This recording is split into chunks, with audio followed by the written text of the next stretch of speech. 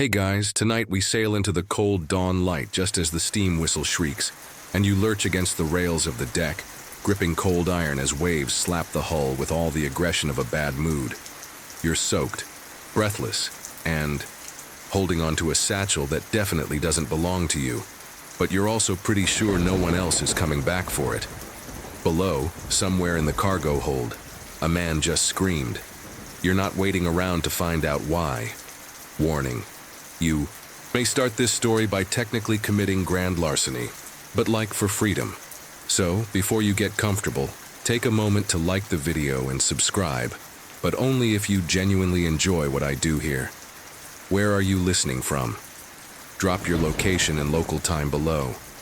Now, dim the lights, maybe. Turn on a fan for that soft background hum, and let's ease into tonight's journey together. The boat tilts and groans beneath your feet like it's in pain. You don't know the vessel's name. You didn't ask. You just got on.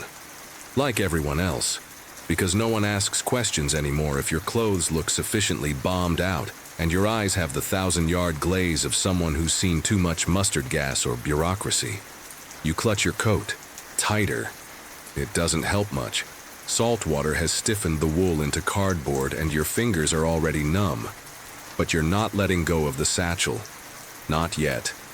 Inside, a silver cigarette case, a torn photograph, a worn-down fountain pen, and a slim manila envelope marked private in red pencil. The envelope's wax seal is cracked, probably not by you, probably, but the contents remain unread. You've told yourself a dozen times not to peek. You haven't listened. That was yesterday. Now it's early morning, somewhere near Dover, and you're about to walk ashore and into a version of England that looks suspiciously like an old stage set someone left out in the rain. Nothing feels real. Everything smells of coal smoke and old despair. And still, you breathe deep, grateful. You made it, barely. Behind you, the ship belches steam and prepares for its return journey. No one waves goodbye. Too much waving lately. Too many goodbyes. You look around. Fog slicks over the port like icing on a bad cake. A man in a trench coat limps past you, muttering in Polish. A girl with ink-stained fingers and no stockings lights a cigarette from a match she strikes on the heel of her shoe. Somewhere, a newspaper boy coughs theatrically and yells something about scandal in Whitehall. You're back in London's long shadow, and you've got no money. You inventory yourself while pretending not to. Shoes, 2 sizes too big, stolen from a YMCA crate in Calais.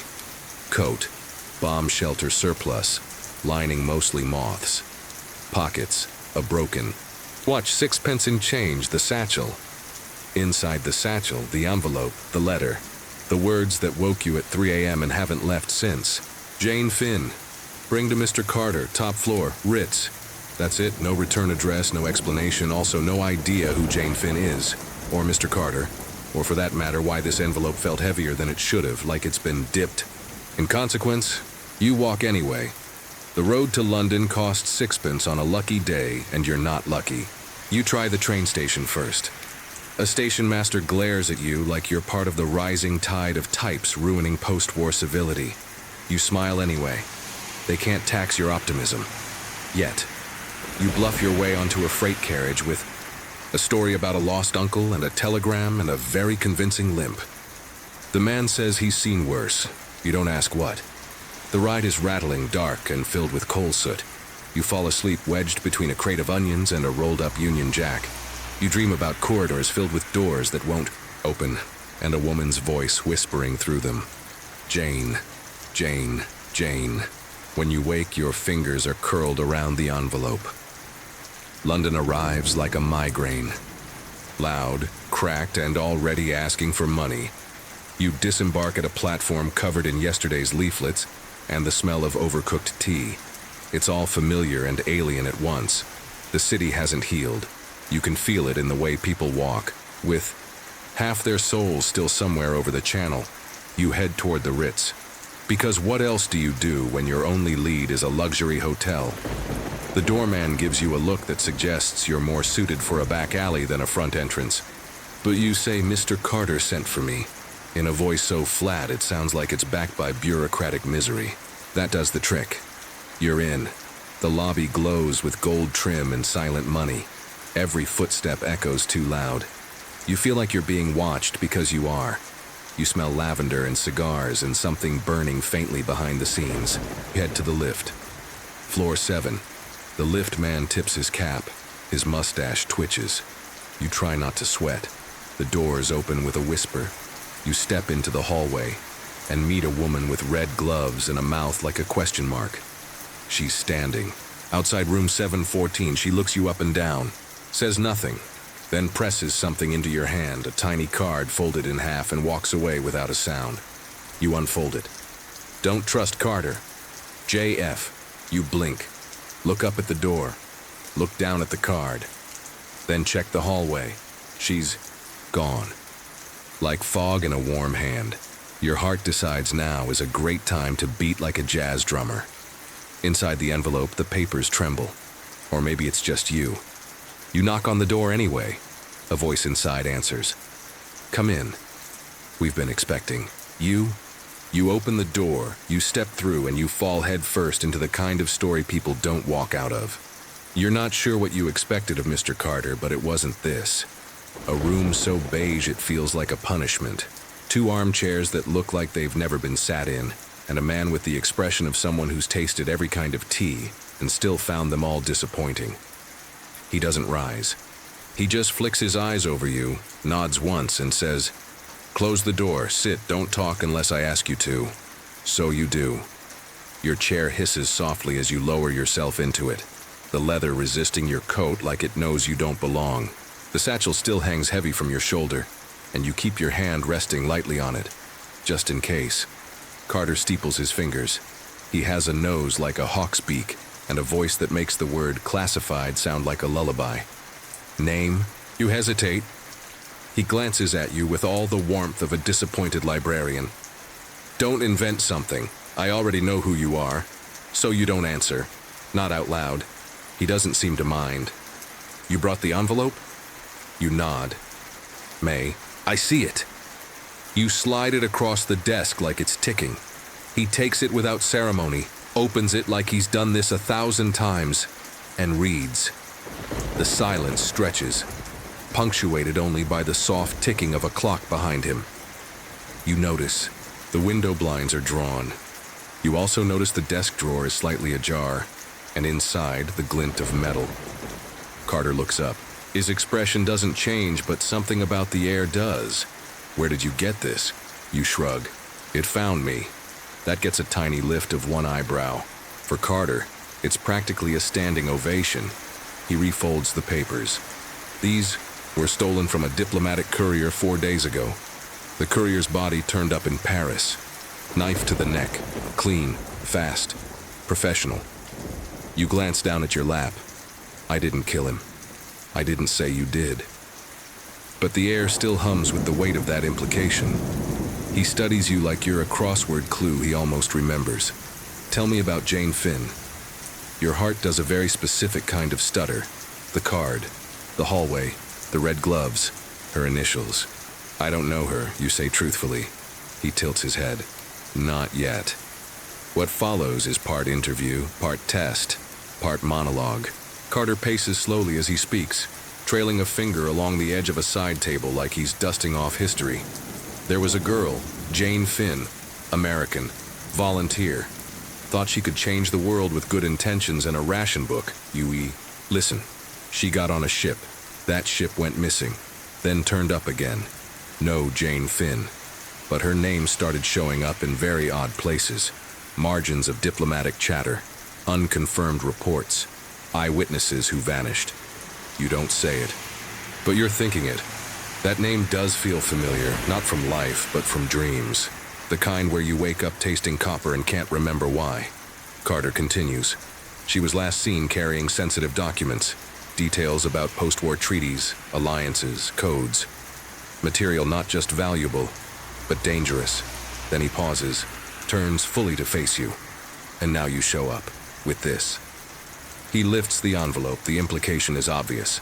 If the girl is gone and the papers are here, someone made that happen, and you're holding the aftermath. You try to explain. You tell him about the ship, the escape, the satchel left behind in the confusion. You mention the card, the woman in the hallway. You leave out the dreams, the voice saying Jane's name. The weird sense that you've seen her in the crowd even though you've never met. Carter listens, then asks a final question. Do you want work? You blink. Excuse me? He leans in slightly. His eyes are hard and cold and oddly kind. You're clever, lucky, and you already have one foot in this. I'm asking if you want to see what's on the other side of the curtain. A job. Not a formal one. Not the kind with pay stubs or insurance. The kind with code names, shadows, untraceable exits. You think about it, you say yes. Of course you say yes. He hands you a business card, blank on one side. The other has a name you don't recognize. Miss Prudence Cowley Employment Bureau, Bloomsbury. She'll know what to do with you, he says. Tell her your uncle drinks Russian tea. She'll understand. Cryptic, cliché, exactly what you'd expect. Carter nods toward the door. You leave, and you realize, with the kind of cold clarity that makes your fingers twitch, that your life just split in two, before this room and after. Outside, the London rain has started up again. Not hard, not soft, just there, like it always is. You pull your coat tighter and tuck the card inside your pocket. You don't know what the next hour will bring, but the wind seems to whisper it anyway. Jane Finn. You find tuppence by accident. Well, technically she finds you. You're walking past a bakery window, staring at a rack of hot rolls you can't afford, when a voice behind you says, either you've stolen that coat, or you've taken up poverty for sport. You turn. There she is, all cheekbones and opinions, with a grin like a switchblade and hair that can't decide if it wants to behave. She's holding a newspaper. She's circling something in it with a pencil stub. Tuppence, you say, surprised, at how natural it sounds in your mouth. Well done, she replies, and you're still ugly. That's comforting. You laugh, and just like that, the war years fall away. Over tea, cheap, burnt, served in a chipped pot, you catch each other up. The kinds of jobs you didn't get, the kinds of things you didn't eat, the strange, hollow space where ambition used to live. Then Tuppence says something that brings you to a full stop. I placed an ad. You blink. What kind of ad? A weird one? She shows you. It's small, precise. 2 young adventurers for hire will go anywhere. Risk nothing preferred. You stare at her. She sips her tea. What? We've got charm, guts, a clear disregard for planning. It's perfect. You wonder aloud. Do you think anyone will answer? Tuppence shrugs. They already have. She slides an envelope across the table. Handwritten, cream paper. Heavy. Inside, a note. If you're truly serious, come to Claridge's. Ask for Mr. Whittington. Say you know about Jane Finn. You both sit in silence for a moment. Outside, the rain turns to mist. Inside, something stirs, something hungry. You fold the letter. You look at Tuppence. She smiles that wicked smile that means nothing will ever be the same again. You're standing in the lobby of Claridge's, and for a moment the absurdity of it almost makes you laugh. You, the person who used to steal butter rations and read torn newspapers in bomb shelters, are now about to drop the name Jane Finn like it's a backstage pass to some secret opera of espionage and doom. Tuppence is beside you, adjusting her collar like she was born for this. Her expression is cool, detached. She looks like the kind of girl who orders dry martinis and keeps a spare lockpick in her garter belt, even though you both know she still sleeps in flannel and hoards sugar cubes. A liveried man approaches. Polished shoes, arched eyebrows. He looks down his nose at the both of you, which is impressive considering how short he is. May I help you? He says, in the tone of someone who very much hopes he cannot. You clear your throat. We're here to see Mr. Whittington. We know about Jane Finn. There's a pause, a quiet one. You're suddenly aware of how loud the marble floors make your shoes sound, of how far away the doors are, of how still Tuppence has gone. The man studies you. Then he nods, just once. Of course. This way. You follow him past a row of palms and a gilt mirror that reflects back two people who look like they've wandered into someone else's life. You feel absurd. You also feel alive. The man stops at a private lift. He presses a button. The doors open silently. You step in. The doors close. Tuppence glances at you, raises an eyebrow. You grin. It's not real, but it's all you've got. When the doors open again, it's like stepping into a play where the lighting hasn't been set yet. The corridor is dim. Thick carpet swallows your footsteps. There are no numbers on the doors. You're led to one near the end. The man knocks twice, then vanishes. You and Tuppence wait. The door opens, and Mr. Whittington is not what you expected. He's thin, pale, and young. Not in the soft, boyish way, but in the taut, hungry way of someone who has never wasted time on sentiment. His suit is charcoal. His eyes are ink. His smile is wrong. He gestures you in. You exchange a look with Tuppence and step. Inside, the room smells of lavender and old tobacco. The curtains are drawn. A single desk lamp glows like a beacon on a wreck. On the table beside it, a glass of untouched water, a fountain pen, and a sealed envelope. Whittington doesn't sit. He leans instead, like the furniture might betray him. You said Jane Finn, he says, almost lazily. You nod. We want to help find her. His eyes flick to Tuppence. You're the one who placed the ad? She smiles without showing teeth. We're a package deal. He nods as if confirming a suspicion, then turns to you. What do you know about her? You think fast. Enough to know she matters. Enough to know someone wants her not found, eh? So then he laughs, short and sharp, like something breaking. Interesting, he says. Most people want money. You two want trouble. Tuppence leans forward. We want the truth. If it pays, all the better. Whittington opens the desk drawer, pulls out a photograph, slides it toward you. Jane. You know it the second your eyes land on the face, even though you've never seen her before. Brown hair, dark eyes, a stubborn tilt to her chin. You've seen her? He asks. You hesitate. Tuppence steps in. In passing. At a train station. We didn't know who she was then. He nods again, then offers the envelope. Deliver this to the address inside. No questions. You'll be paid. If you can be discreet, there'll be more. You take the envelope. It's soy. Heavier than it should be. You agree and you leave. Back on the street, it takes a block before either of you speaks. Tuppence. That man is not in sales. You. Or if he is, the product is blood. She laughs, low and sharp. I liked him. I hope we ruin his day. You find a cafe with a view of a statue no one remembers the name of. You sit. You wait. You order tea you can't afford and unwrap the envelope. Inside, money. More than you've seen in months. And a small square of paper. Call tomorrow. Same time, different name. You stare at it. Tuppence orders scones.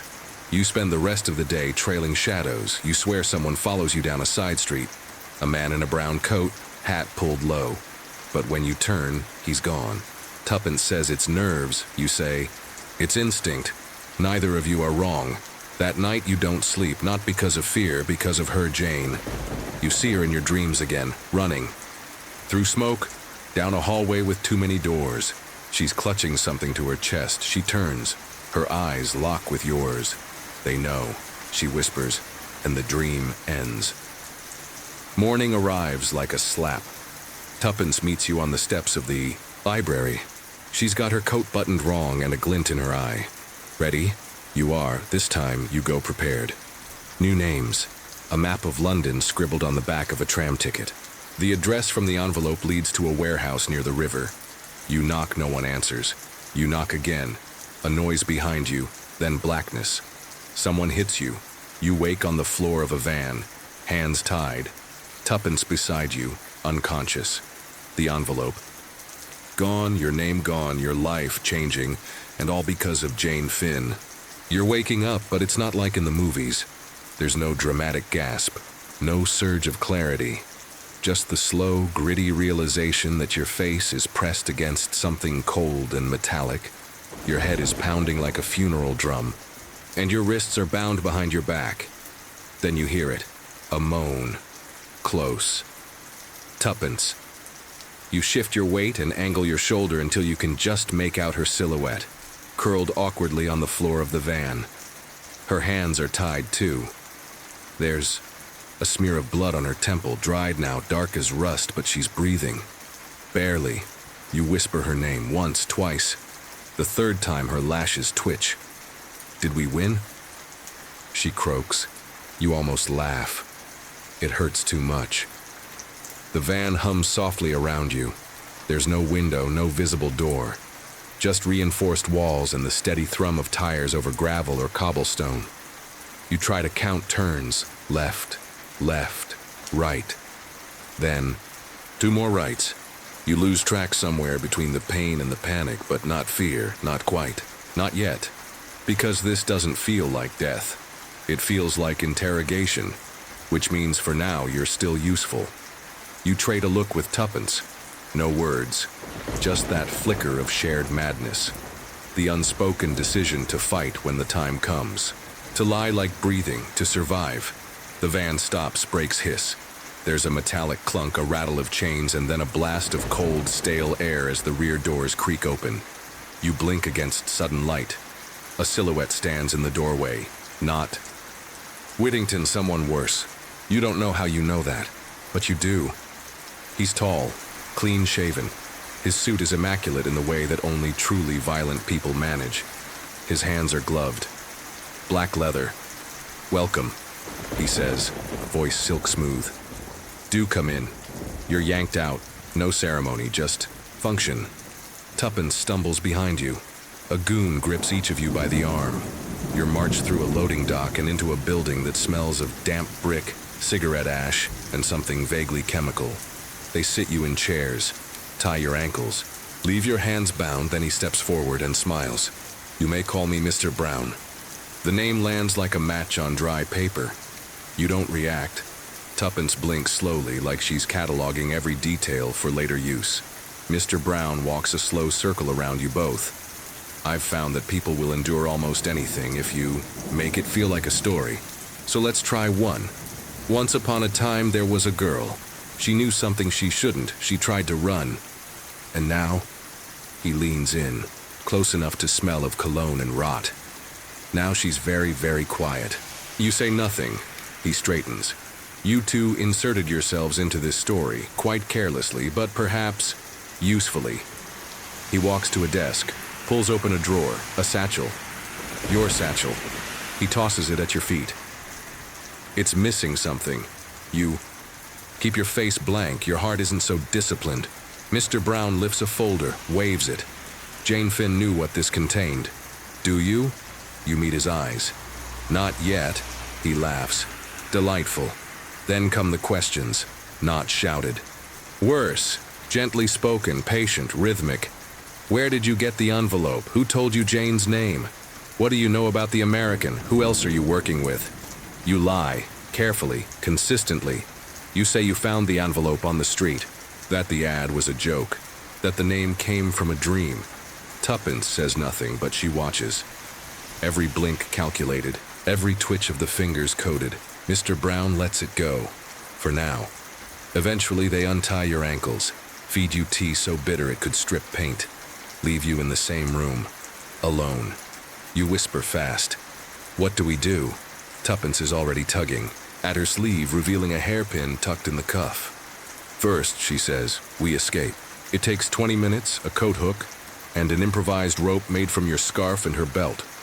You slip out through a second-story window into an alley that smells like despair and wet fish. You run. You don't look back. You surface hours later, in a bookstore near Paddington. You know the owner. He knows how to keep secrets. He gives you tea, quiet, and a locked back room with a worn sofa. There, finally, you breathe. Tuppence lies down and stares at the ceiling. Well, she says, we're popular. You nod. They think we know something. Tuppence turns her head to look at you. Do we? You pause. You don't know. But something inside you does. That night the dreams return. But this time, Jane speaks. She's standing on a street you recognize, Fleet Street near the cathedral. She's holding the same satchel. She looks right. At you. There's a man, she whispers. He's not what he seems. He wears two faces. Don't trust the one with the kind eyes. You reach out. She vanishes. You wake and you understand. You're not finding Jane. You're following her. At dawn, you and Tuppence sit on the steps of a post office. You write one line on a telegram slip. Mr. Carter. Still want help? You. Hand it to the clerk. He raises an eyebrow. Address? You smile grimly. Just send it. He'll know. You're back in motion before the city even knows you disappeared. A reply comes the next morning. Neatly typed. No return address. Proceed to location. Bring no one. No paper trail. Trust no one wearing gray. Below that, a series of numbers. A time. A place. No signature. Just a postscript. She's still alive. You don't show it to Tuppence right away. Not because you're keeping secrets. Okay, maybe a little. But because you need a moment to process what it means to read that line and feel your chest split open in hope and panic all at once. Still alive. Still out there. Still findable. You're moving again. The meeting place is a chapel. Old, soot-stained, wedged between a butcher's and a shuttered apothecary. It smells of wax and secrets. No priest, no hymns. Just a single row of pews and a cracked fresco above the altar. An angel whose wings are mid-molt. You sit. Wait. At exactly 10:03, a man enters. Dark coat, brown shoes. Not gray. He doesn't introduce himself. He just sits in the row ahead of you. Doesn't turn around. He says softly, "They think she has the treaty." Your breath catches. He continues. "The Americans sent her with. She was meant to deliver it quietly to our side. Some think she never knew what she carried. Others think she knew too much. And you?" He shrugs without moving. "I think she's smarter than any of us." You lean forward. "Why us? Why drag us into this?" Now he does turn. His face is ordinary in a forgettable sort of way. Eyes, like lukewarm tea, smile like an old bruise. "Because," he says, "nobody sees you coming." He gives you a package, a tiny cloth-wrapped bundle like something smuggled out of a monastery. Inside, a photo, a coded page, and a key. Not a door key, no, something older. Worn brass, possibly a locker, possibly a safety deposit box, possibly a trap. He nods at the photo. Recognize it? You do. The bridge in the background, the ivy-covered wall. It's the garden outside the house where your cousin got married 3 years ago. A country estate. Harmless, except now it's connected to everything. Where was this taken? Last week. Your stomach flips. Jane? He nods. She was seen there, not since. But that's your next stop. You pocket the key. Stand. He says before you leave, "If you see the man with the ring, run." What ring? You'll know it. Tuppence meets you at the train station. You brief her fast. She listens, eyes narrowing as you talk. "Country estate," she mutters. "Delightfully gothic." You nod. "With a bonus cryptic key and a cursed man in a ring." She grins. "Just like old times." "You mean 3 days ago?" "Exactly." The train rolls through fields and low hills. You watch London recede like a bad idea you still kind of miss. Tuppence sketches in the corner of a crossword. You pretend not to notice she's drawn a caricature of Mr. Brown being devoured by ducks. 2 hours later, you step off the train, into a world of damp leaves and curious silence. The house waits. You approach the estate cautiously. The air smells of smoke and pine. The path winds through overgrown hedges and topiary that's lost its sense of identity. Somewhere a fountain burbles, faint and forgotten. Then the house comes into view. It's less mansion, more manor. Ivy on brick, leaded glass windows, too many chimneys. The door is unlocked, because of course it is. Inside it smells like dust, lavender and secrets. You find the room from the photo, same ivy, same bench.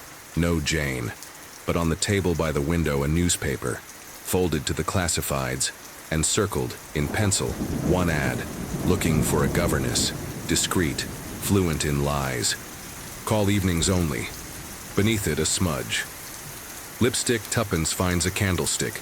You find a hidden latch in the floorboards. Underneath, a locked compartment. The key fits. Inside, a box. Inside the box, a folded note. It says, "They watched me board the train, but I didn't," and beneath it, something more chilling. "They've replaced me before. Watch for the voice." You stare at it. Tuppence whispers, "She thinks they've made a double." You whisper back, "Or that she's seen one." The house grows darker. You hear footsteps when no one's there. Mirrors that don't reflect quite right. A figure moves past the upstairs window, but no one's upstairs. You find yourself standing before a wardrobe, not opening it, just listening. Something inside breathes. You don't open it. That night, you sleep in shifts. Tuppence wakes you at 3 a.m. There's someone outside. You move to the window. A man stands at the edge of the trees, watching. Even in the dark, you can see it. A ring, thick gold, etched with something that looks like a snake swallowing its tail. You don't wait, you flee. By morning, you're back in town, at a bakery, trying to look normal. Eating toast you can't taste. You feel the weight of the key in your pocket. The echo of Jane's voice in your skull. Tuppence sips her tea. "We're in deeper than we thought." You nod. "But we're not. Drowning yet?" She smiles. "Speak for yourself." You glance at the coded page again. There, in the margin, in Jane's handwriting, "If they catch you, pretend to forget." And suddenly it's all clear. Not just what she knew, but what she feared. They weren't just chasing her, they were erasing her. Your shoes are still wet when the next door opens. It's not metaphorical. Literally wet. From running through the hedge maze behind the estate. From climbing over a fence into a shallow stream. From landing ankle first in a puddle of... Honestly, let's not think too hard about that. You're cold, tired, and out of clever retorts. Which is precisely when the door opens and Mr. Carter is on the other side. He's older than you expected. But also sharper. Like a bookshelf that could kill you if it wanted to. You're in his study now, somewhere in the government's deeper underworld, by the look of the security glass and leaded file drawers. There's a globe you're 70% sure. Rotates on its own. A decanter of something amber. No personal photos, just maps, codes, and a large, very hungry fireplace. "Sit," he says. You sit. Tuppence doesn't. She's already scanning the bookshelves for secret levers. Mr. Carter pours tea. Properly, without asking. The British way of saying, "We'll talk, but I'm in charge." "You've stirred quite the nest," he says. Mildly. "Jane Finn," you answer. "Still alive?" His silence says, "Maybe." His eyes say, "I hope you're wrong." Over the next hour, he lays it out. What little they know, what little more they suspect. Jane was meant to deliver the treaty to a diplomat in London, quietly, no fanfare, no press. The sort of thing done by shadows to prevent war from bursting into headlines. But she vanished. The treaty didn't. Now people are dying in ways that look like accidents but smell like orchestration. And the name Mr. Brown keeps appearing in the static between reports. You ask the obvious question, do you even know who he is? Mr. Carter leans forward, elbows on knees. For the first time, he looks tired. "No," he says. "That's what makes him dangerous. He could be anyone." Tuppence mutters. "That's convenient." He nods. "That's war." You show him the coded page. He studies it for a long time, then slides it back. "Don't give this to anyone else." You pocket it. "What's the key for?" you ask. He smiles faintly. "We were hoping you'd tell us." An hour later, you're in a taxi, headed to the London docks. Tuppence checks the coded page again. "Think it's a locker?" You shrug. "Or a trap, or a message, or the start of something else." She nods. "Cool. Good to have options." The docks are grimy, familiar, full of thick accents and thick fog. You wander. Show the key to a dockhand. He points toward a warehouse that looks like it survived 2 wars and caused 3 more. Inside, a wall of lockers. Dust. Mice. The key slides into number 17. Inside, a book. Just that. A leather-bound book. You turn it over. No title. Tuppence whispers, "You think it's a diary?" You flip it open, it's worse. Pages of coded text, symbols, scratches, entire pages missing. But here and there, a phrase in English. They can hear through paper. Ink is betrayal. The voice in the phone wasn't hers. I am not the first, Jane. You stare. Then you find it. Pressed between pages, a photograph, black and white, blurred. 3 women, identical faces, different clothing, one. Them is definitely Jane, the others? You don't know. That night you break into a phone exchange building. Don't ask how. Tuppence has a cousin who knows a locksmith who owes her for a fish-related incident. You climb stairs, avoid cameras, find the operator logs from the date. Jane supposedly called the embassy. You find the line and the recording static. Then her voice, only it's wrong, just a little. Tuppence listens, then shakes her head. That's not her, but it is, you say. Then someone's rewritten her voice. You don't sleep. Instead, you follow a hunch. A man from the estate. One of the quiet servants. You remember his limp, his silence. You tail him through the city. At midnight, he meets someone. A woman. You recognize her. She looks like Jane. Smiles like Jane. But when she hugs him, you feel something curdle in your stomach. Tuppence whispers, "We've got a double." You nod. Or a very elaborate frame. They disappear into an alley. You follow and step into a trap. The walls close fast, arms grab you. Something jabs your neck, cold, electric. You fall, but not all the way. You wake in a cell, again. But this time it's cleaner, softer, almost considerate. Your hands are bound with cloth, not rope. There's a cot, a pitcher of water. You're alone. Then the door opens. She walks in, Jane, or someone wearing her. She smiles. "I'm glad you came," she says. You blink. You're not her. She cocks her head. "Aren't I?" And suddenly, you're not sure. Her eyes match. Her voice, almost. But there's a delay. Like her soul's a few paces behind her mouth, she sits. "I want to help you," she says. You stare and say, "Then tell me who you really are." She pauses and says something that splits the floor beneath you. "I'm the one they let live." You stare and realize what she's not saying, not Jane, just survivor. There were others, there were trials, there was a selection. She slides something across the floor. Another key. This one is silver. This is where the original Jane went. She whispers. If she's still there, you take it. And the door opens behind her. Your cell, it turns out, wasn't locked. Just waiting. Tuppence is waiting outside. You don't speak. You walk. Fast. She finally says, "That wasn't Jane. Was it?" You whisper, "She might have been. Once." Back at your flat, you lay out both keys. One brass, one silver, one past, one future. You glance at the photo again, the three Janes, and wonder if there's a fourth. One you haven't met yet. One they haven't made yet. Because if Mr. Brown can rewrite a voice, what else can he duplicate? It begins with fog, not metaphorical this time. Just honest-to-goodness, low-hanging London fog, curling through the early morning streets like it has business here. It presses against the windows of your flat and fills the hallway with a strange, woolen quiet. Somewhere in the distance, a bell tolls. It's 5:47 a.m. Tuppence is asleep on the sofa, arms tangled in yesterday's coat. Mouth slightly open in the way that would get anyone else punched if you took a photo. You don't wake her. You slip out the door with both keys in your pocket. Silver for the mystery Jane handed you. Brass from the estate. 2 keys, 2 trails. One you trust even less than the other. But both now are tugging at you like invisible threads. You pick the silver one first, and that's how you end up in an abandoned sanitarium outside of Oxford. The place used to be something once. You can tell. The bones of money are still in. The stonework. Ornate eaves, faded gargoyles, a cracked iron gate with the name Rosewood Hollow, barely legible through layers of rust and ivy. The silver key fits the gate. That's the first bad sign. Inside, it's worse. The sanitarium is empty, but not dead. You can tell the difference. Dust hasn't fully settled. Footprints, not yours, mark the tiled halls. The lights flicker, and once, in a room you pass.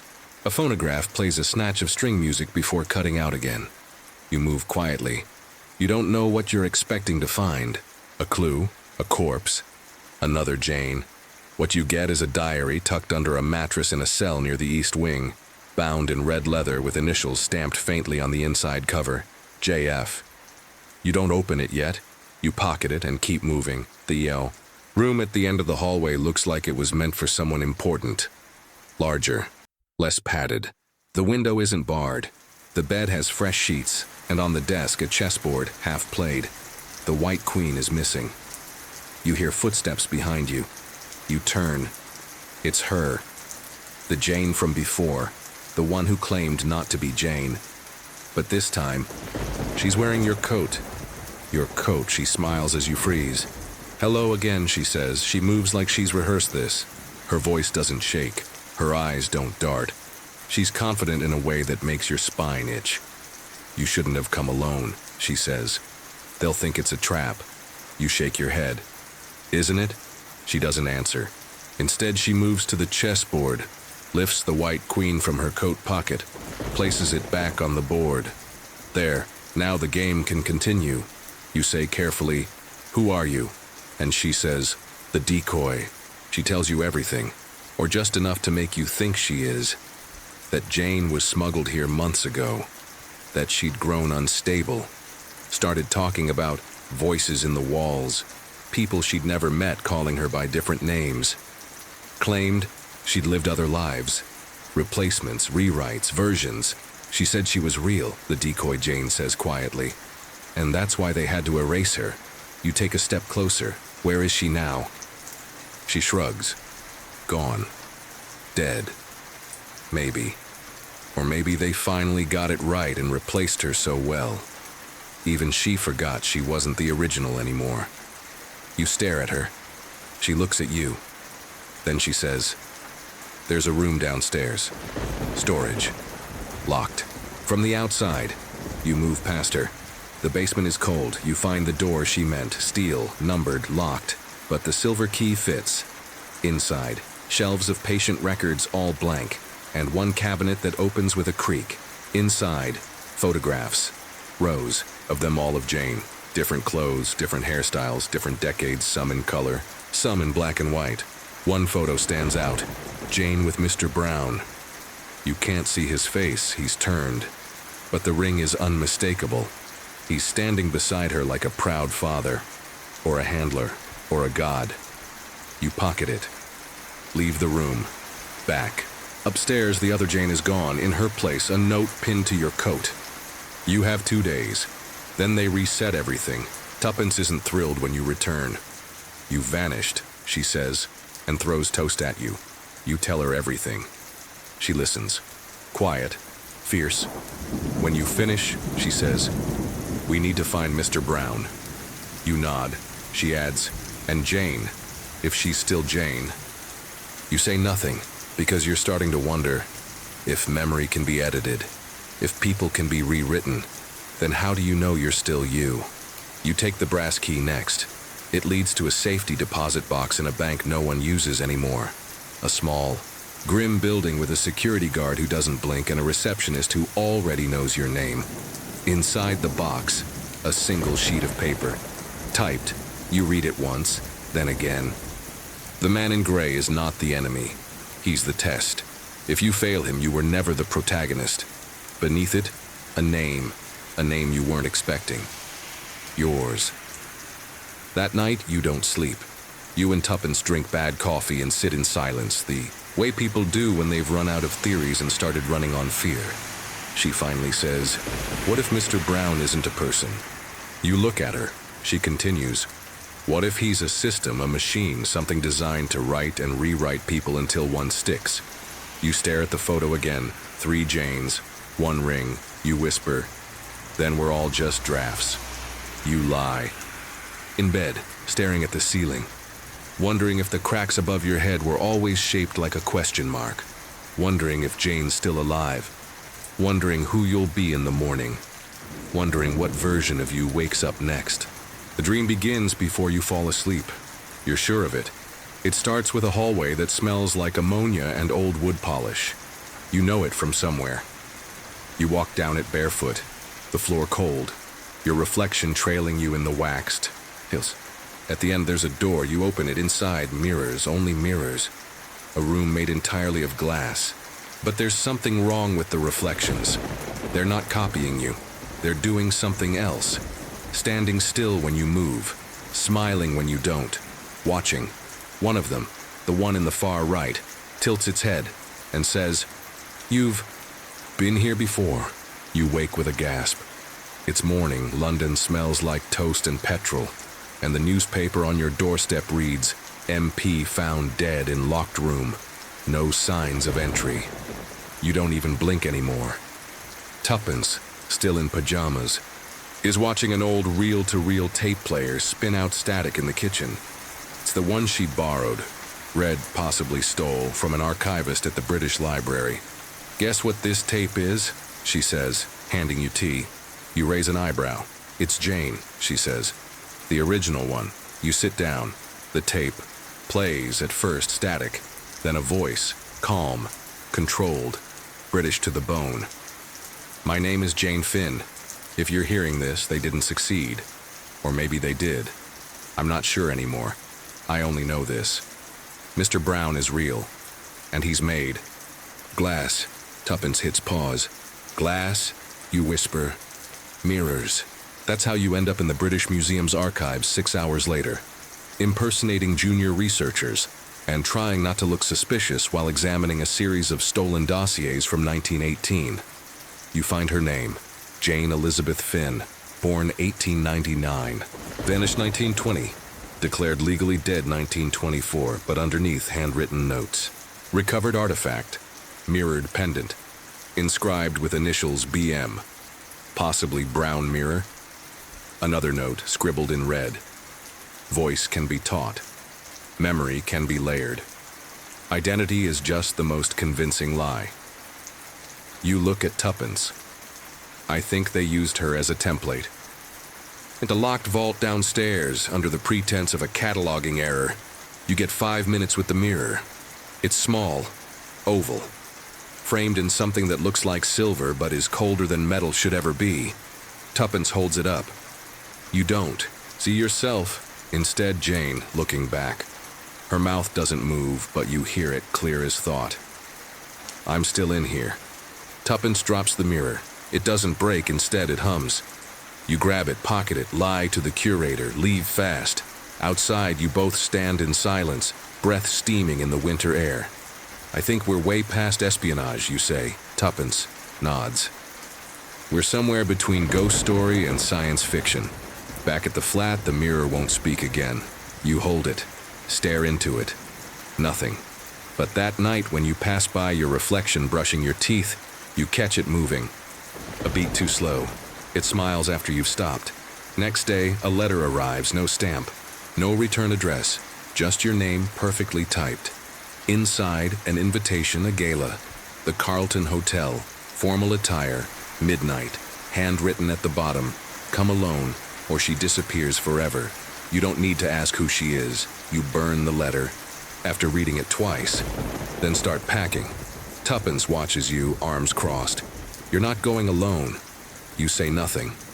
She tosses a black dress onto the bed. Then neither am I. The Carlton is all gold and crystal, full of people whose secrets wear tuxedos. Everyone's beautiful, and everything hurts your eyes just a little. You both glide in unnoticed. At 12:03, a server slips a card into your hand. You read it. Room 703. No name, just a wax seal in the shape of a spiral. Upstairs, the corridor is hushed. Carpet swallows your footsteps. At the door, you hesitate, then knock.